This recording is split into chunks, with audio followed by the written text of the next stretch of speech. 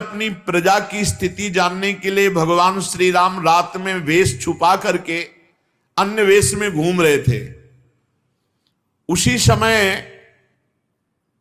भगवान श्री राम के कान में शब्द पड़े कि एक पुरुष अपनी पत्नी से कह रहा था, नाहम विभर्मित्वाम दुष्टाम असतीम परवेशम गाम स्त्री लोभी बिभ्रयात सीताम रामो नाहम भजे पुनः।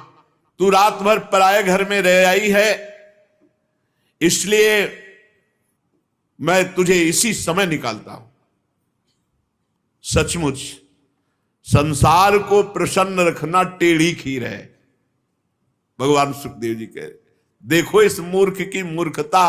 भगवान के राज्य में रह रहा है, भगवान की महिमा को नहीं जान रहा, भगवान पर दोषारोपण कर रहा है। जब भगवान राम ने अपने कान से ये बात सुनी तो लोकापवाद के कारण श्री सीता जी का परित्याग किया। इसमें ये बात नहीं है, ये तो व्यवहारिक बात है। भगवान श्री राम जी ने देखा, भगवान का एक स्वभाव है कि अपने जन का अभिमान रहने नहीं देते।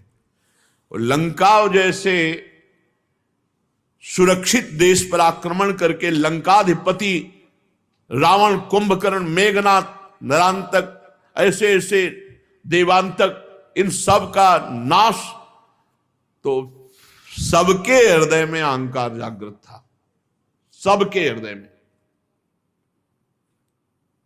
यहां तक कि जो भगवान के कृपा पात्र बानर बलि थे, जांबवान तक के हृदय में भी। जांबवान जी ने भगवान की भुजाओं की तरफ देखा और कहा, इतनी सुकोमल इनमें बल है कि नहीं, एक बार कैसे देखें। भगवान से कह तो सकते नहीं और चुप रहे, तो मार घूसो। कई दिनों तक पिटाई की थी भगवान ने कृष्णावतार में। कृष्णावतार में गुफा के अंदर कई दिनों तक पिटाई जांबवान की थी। और एक तो बलराम जी से भिड़ गया, राम जी का पार्षद जो बंदर था, द्विविध मयंद नील नल अंगद गद विकटास दधिमुख केहर निसट सठ जामवंत बलरास। ये सब कपि सुग्रीव समाना, ये महान बलशाली थे। तो उसने राम जी की भुजाओं की तरफ देखा तो लक्ष्मण जी ने कहा, हम तुम्हें बताएंगे। तो जब लक्ष्मण जी बलराम जी बने ना, तब ये मिल गया। तो लक्ष्मण जी के रूप में तो दंड नहीं दिया, क्योंकि भगवान का शासन था, भगवान बड़े भ्राता थे, यहां बड़े भाई बन के आए। वो एक ही घूंसे में परम पद दे दिया बलराम जी ने। तो जितना परिकर था सबको अहंकार आ गया था। तो भगवान ने सोचा अहंकार का मर्दन कैसे हो, क्योंकि हम कैसे लड़े इनसे, पूरा परिकर कैसे लड़े। तो भगवान ने सोचा हम अपने अंश से इनको पराजित करेंगे। तो फिर ये लीला सीता जी को, अब सीता जी को जंगल में एकांत में छोड़ दिया। उधर भगवान वाल्मीकि जी ने जब देखा कि ये तो अरे चक्रवर्ती सम्राट महाराज दशरथ की कुलवधू सीता जो इस समय गर्भवती, ये सारा केवल अहंकार दूर करने का खेल था। और परंपरा थी ऋषियों के पास ही बालकों का पूरा पठन पाठन, अध्ययन अध्यापन आदि की पूरी दीक्षा शिक्षा सब। तो वाल्मीकि जैसे महापुरुष, कई कारण ऐसे नहीं भगवान की अपवाद के कारण भेज दिए, ऐसे किसी ने कह दिया, धोबी ने कह दिया, भगवान ने भेज दिया।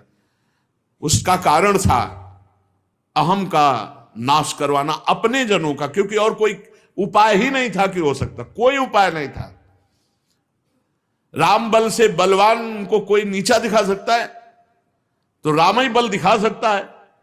तो वहां लवकुश का प्रादुर्भाव हुआ।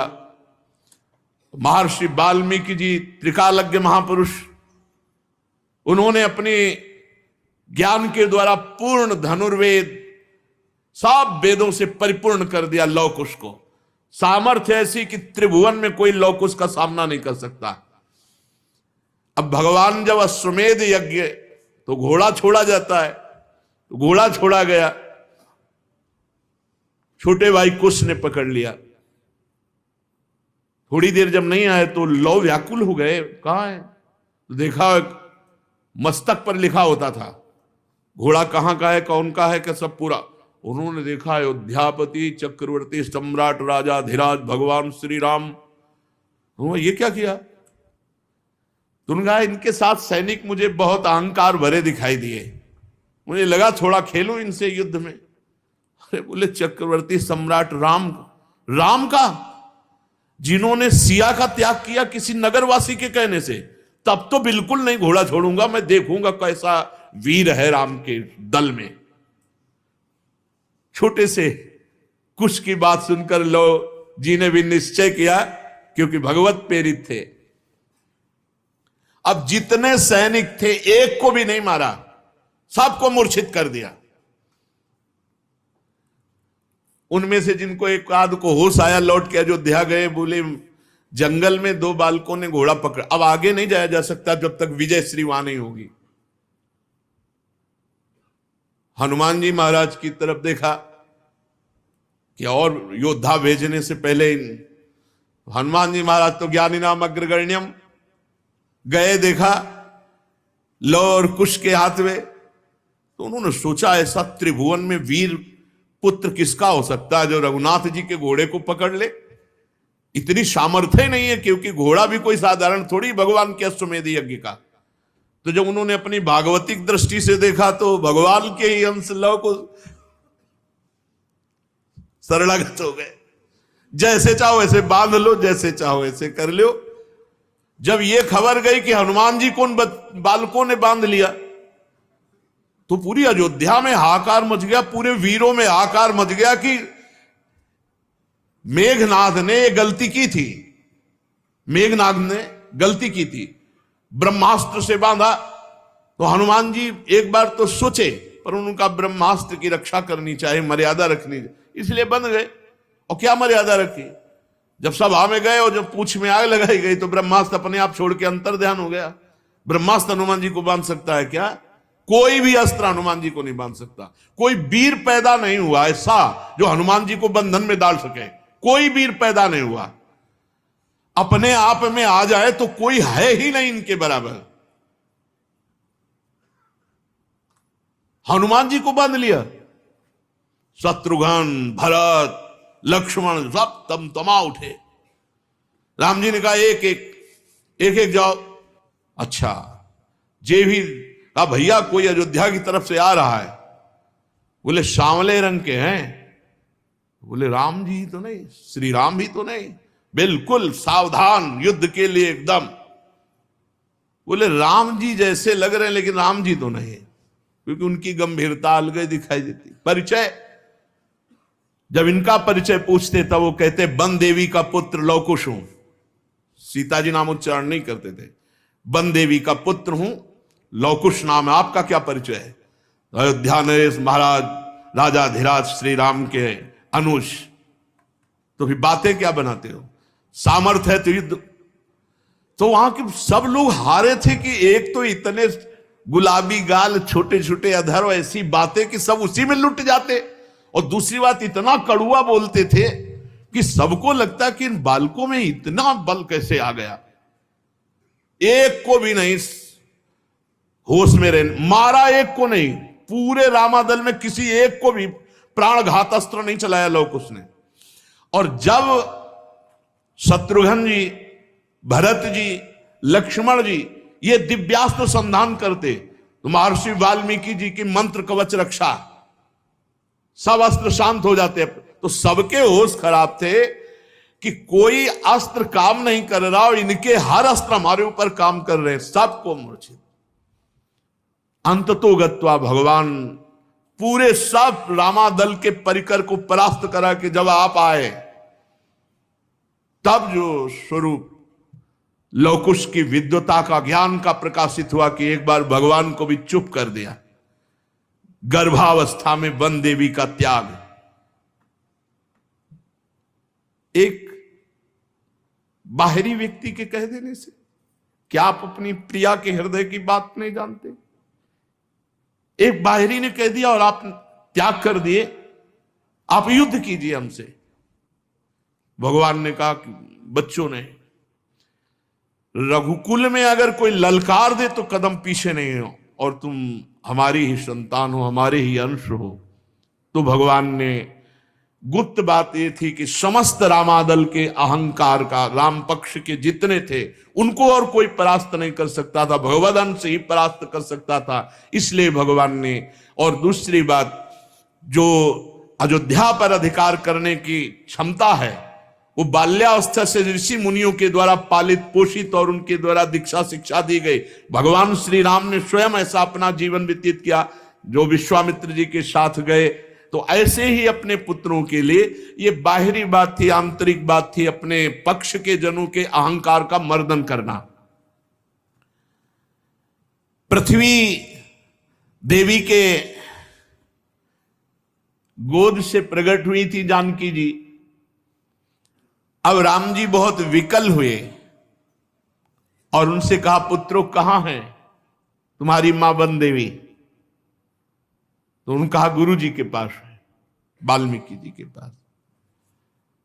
पर दौड़ते हुए नजदीक, क्योंकि प्रभु श्री राम आपके दर्शन करने आ रहे हैं। पता नहीं सिया जी के मन में क्या था, क्या लीला थी। उन्होंने पृथ्वी देवी से प्रार्थना की, बस अब नहीं, मैं अपने प्रभु को जिस ध्यान में देख रहे हूं उसी ध्यान में रखते हुए मुझे लय कर लो, अब प्रगट में नहीं। भगवान श्री राम अपनी शोकावेश बुद्धि को संभाल नहीं पाए। देखते देखते सिया जी पृथ्वी की गोद में, पृथ्वी की गोद से ही प्रकट हुई थी, और पृथ्वी की गोद में भगवान श्री राम बहुत विकल हो गए। समर्थ होने पर भी ना रोक सके और रुदन करने लगे, क्योंकि जानकी जी के पवित्र गुण, जानकी जी का समर्पण, जानकी जी की पवित्रता, जानकी जी का भाव, ये गुणगान करके भगवान अपने को रोक नहीं सके और रुदन करने लगे। परीक्षित,